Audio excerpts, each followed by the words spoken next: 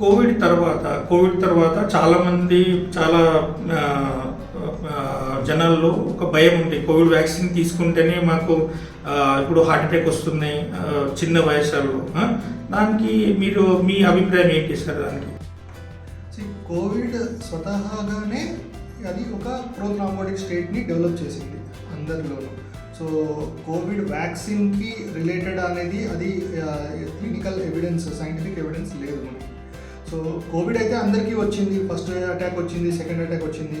So Covid vaccine అనేది elderly వాళ్ళు వేసుకున్నారు, యంగ్ వాళ్ళు వేసుకున్నారు, అందరూ వేసుకున్నారు, కానీ అందరికీ హార్ట్ అటాక్స్ రావట్లేదు. సో కోవిడ్ వచ్చిన వాళ్ళకు కూడా ఫ్యూచర్లో హార్ట్ అటాక్ వచ్చే ఛాన్స్ ఎక్కువనే కనిపించింది. So because of the inflammation, systemic inflammation అవన్నీ ఉండడం వల్ల. So direct relation Covid vaccine వల్లనే అని చెప్పడానికైతే క్లినికల్ ఎవిడెన్స్ ఇప్పటివరకు అయితే లేదు.